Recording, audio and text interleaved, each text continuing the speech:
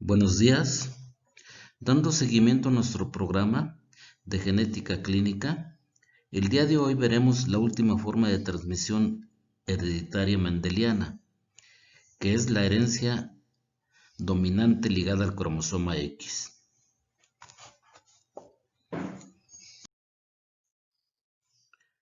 Aquí ven a la definición de la herencia dominante ligada al cromosoma X, que es aquella que se transmite de madre afectada al 50% de las hijas. El otro 50% será normal. El 50% de los hijos varones se afectará y generalmente no sobrevivirá. Si sobrevive, será severamente afectado. Y el otro 50% de los hijos varones será normal.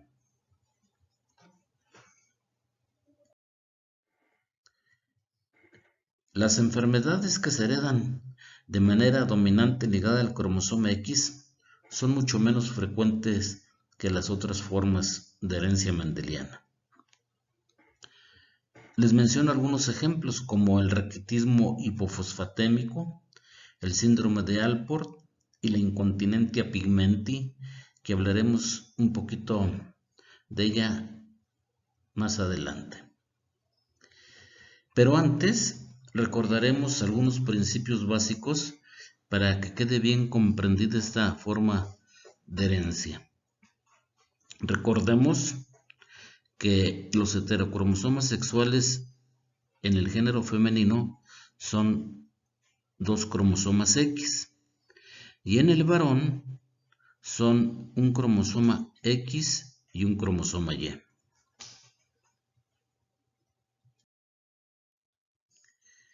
Hemos marcado con color rojo las cromátides del brazo largo de uno de los cromosomas X, suponiendo que en ese sitio hay un gen que mutó y su efecto es de carácter dominante, de tal manera que esa mujer está afectada de incontinencia pigmenti y su pareja abajo es un varón sin alteraciones en su complemento de heterocromosomas. Continuamos con el ejemplo a manera como Mendel nos lo explicó con las semillas de los chícharos, como lo vimos en las clases anteriores. El varón, cuyo complemento de heterocromosomas es XY, durante la espermatogénesis, el 50% de sus espermatozoides llevarán el cromosoma X y el otro 50% portará el cromosoma Y. Así, durante la ovogénesis, la mujer solo producirá óvulos que llevan el cromosoma X. En el presente ejemplo, el 50% de los óvulos llevarán la mutación y el otro 50% no la llevarán en su cromosoma X.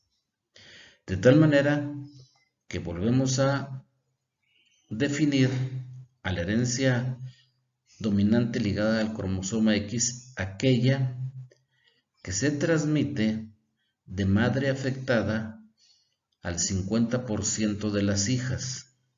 El otro 50% será normal. El 50% de los hijos varones será normal y el otro 50% será severamente afectado de tal manera que se abortará.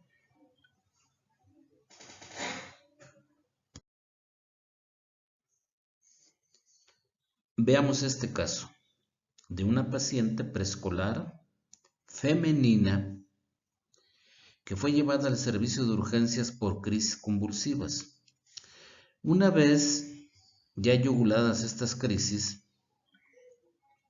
la exploración no mostró problema infeccioso febril que explicara las crisis convulsivas. También nos llamó la atención la hiperpigmentación que estaba presente en las piernas y los brazos.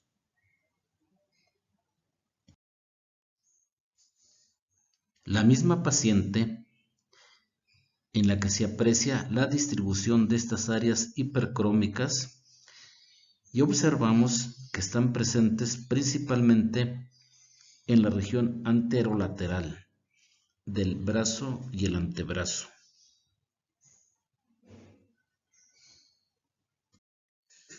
Aunque no es muy clara la fotografía, la distribución estaba presente en miembros inferiores. Abarcaba desde la pierna hasta el muslo, principalmente en la cara lateral interna y posterior. En esta paciente integramos el diagnóstico de incontinencia pigmentaria o incontinencia pigmenti.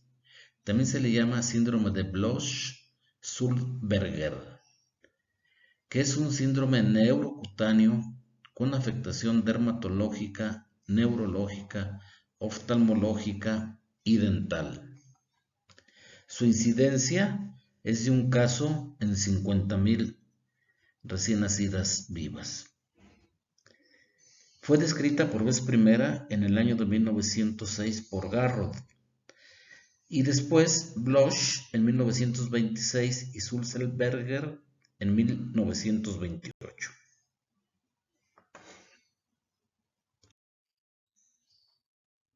Otra mujercita, lactante menor, afectada por incontinencia pigmenti. De las 4 etapas clínicas que se describen del curso de las alteraciones en la piel, esta pacientita ya había pasado por la primera etapa, la cual se caracteriza por pápulas y vesículas en una base eritematosa que siguen las líneas de Blaschko, en especial en las extremidades, aunque en ocasiones se pueden presentar en el tronco, cabeza y cuello. Dichas lesiones pueden estar presentes desde el nacimiento o durante las 2 primeras semanas de vida y pueden persistir durante varios meses. A esta primera etapa se le llama etapa vesicular. Esta paciente está en la etapa 2, que se le denomina verrucosa, y está caracterizada de placas gruesas de tipo verrucoso, las que aparecen en las primeras semanas o meses de vida y desaparecen después de varios meses.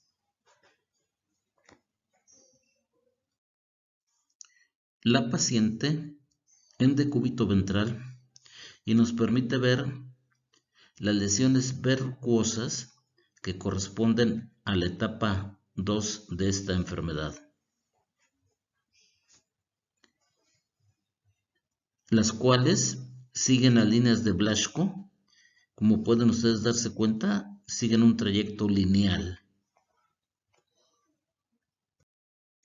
Ahora ven la imagen de otra paciente del género femenino en edad preescolar, caso del Hospital Infantil de México, la que se encuentra en etapa 3 y que se caracteriza por áreas hiperpigmentadas de forma lineal o en remolino a lo largo de las líneas de Blaschko. Puede manifestarse desde los primeros meses de vida y desaparece con lentitud durante la adolescencia. A la etapa 3 se le ha nombrado fase hiperpigmentada. Esta etapa está presente en el 98% de las pacientes, aunque previamente no hayan pasado por las etapas vesicular y verrucosa.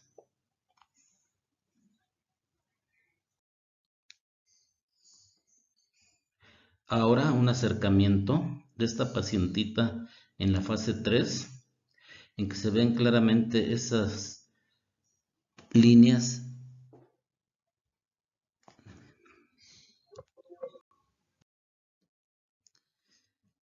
Ahora, un acercamiento de la paciente en la que se ven claramente estas lesiones hiperpigmentadas. La fase 4, conocida como atrófica o hipopigmentada, se manifiesta con parches lineales o reticulares hipopigmentados que se desarrollan durante la adolescencia y persisten hasta la edad adulta. Además, se describen uñas distróficas, pelo escaso, con zonas de alopecia, ausencia de cejas y pestañas, diversas alteraciones dentales, trastornos oftalmológicos que van desde un déficit visual hasta la atrofia del nervio óptico, problemas en el sistema nervioso central, crisis convulsivas y más raramente anomalías esqueléticas y cardíacas. Para el diagnóstico se han utilizado criterios mayores y menores. Dentro de los mayores tenemos las lesiones vesiculares con eosinofilia, las lesiones de hiperpigmentación que siguen las líneas de Blaschko y que disminuyen en la adolescencia. Y por último, las lesiones atróficas lineales. Estos serían los 3 criterios mayores. Y los criterios menores son alteraciones dentales, la alopecia, el pelo escaso, distrofias unguiales. Basta un signo mayor y 2 menores para establecer el diagnóstico clínico de incontinencia pigmentia. Un acercamiento de las lesiones de esta paciente en la que se ven claramente las áreas hiperpigmentadas.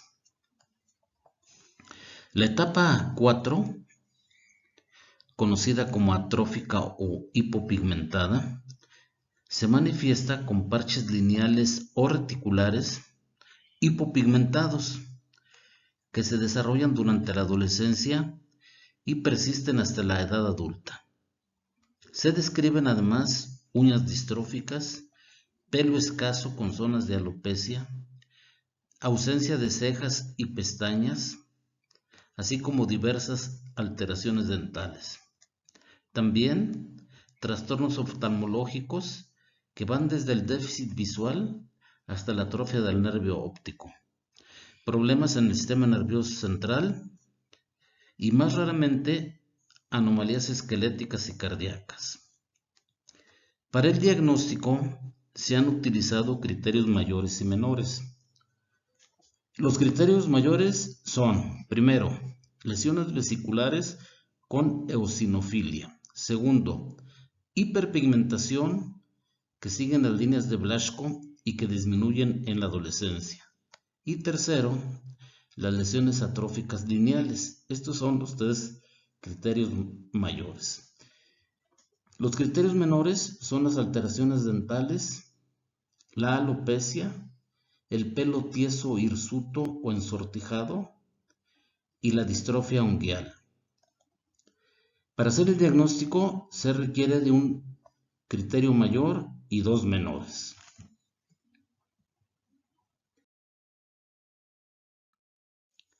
Aunque se hereda de manera dominante ligada al cromosoma X, más del 95% de los pacientes son del sexo femenino.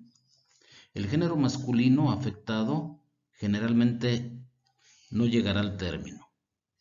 De ese 95%, el 62% son de presentación esporádica y de ellos el 80% se debe a mutaciones germinales heredadas del padre, inclusive de mosaicismo germinal paterno. El locus va en el brazo largo del cromosoma X en la zona 28, que codifica para el gen Nemo, el que interviene en la activación del factor de transcripción NF-κB, que actúa en funciones inflamatorias, inmunológicas y apoptóticas.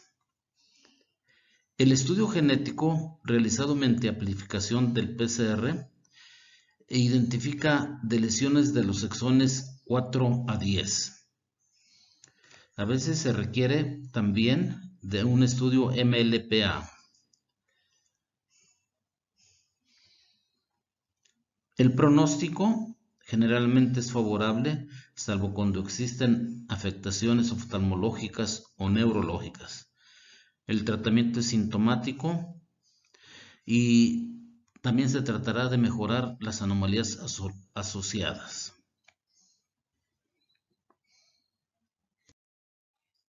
En las clases anteriores mencionamos a las líneas de Blaschko, que las estudiaron cuando cursaron la materia de dermatología. Estas líneas son invisibles en condiciones normales, se manifiestan en presencia de alguna enfermedad cutánea, siguen una forma de V en la espalda y espirales en forma de S sobre el pecho, estómago y ondulaciones en la cabeza. Se considera que estas líneas son las huellas de la migración de las células embrionarias, los melanoblastos, procedentes de la cresta neural en la embriogénesis temprana. Son varios los trastornos cutáneos que siguen estas líneas. Se incluyen problemas congénitos, genéticos y adquiridos. De tipo genético, acabamos de estudiar a la incontinencia pigmente.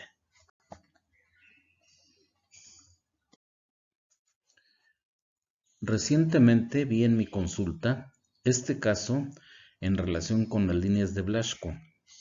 Se trata de un varón de 16 años de edad quien refiere su madre nació con estas lesiones, sin haber presentado manifestaciones vesiculares o verrucosas que le precedieran. Tenía además cierto retraso en el desarrollo cognitivo.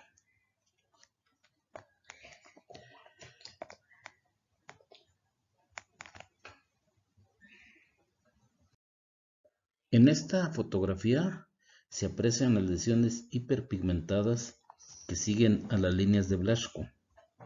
Aquí son más claras y se podrían confundir con las de la incontinencia pigmenti. Sin embargo, se trata de un varón, que no es Klinefelter. No hubo lesiones previas que le precedieran y a esta edad ya hubiera iniciado la hipopigmentación.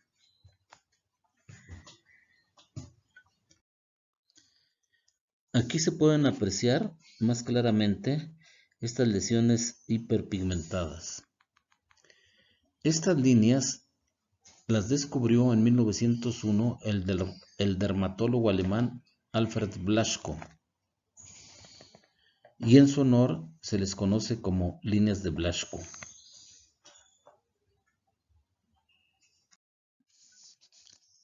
Ahora exploramos la espalda del paciente y apreciamos que estas líneas hiperpigmentadas se ven claramente y que siguen las líneas de Blaschko en forma de V. Con esto se estableció el diagnóstico de hipermelanosis nevoide lineal y en espiral.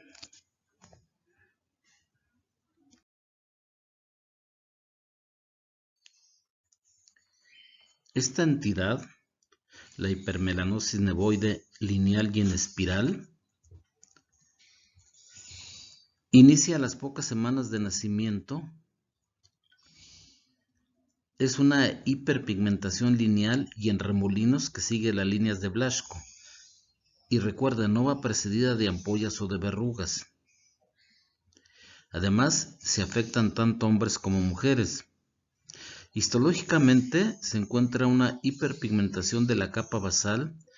Los melanocitos son prominentes y sin caída del pigmento.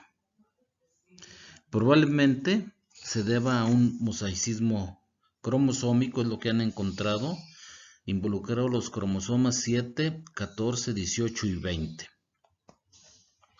Con esto terminamos los mecanismos clásicos de herencia. ¿Tienen ustedes para dudas y preguntas? Nuestro grupo de chat. Hasta luego.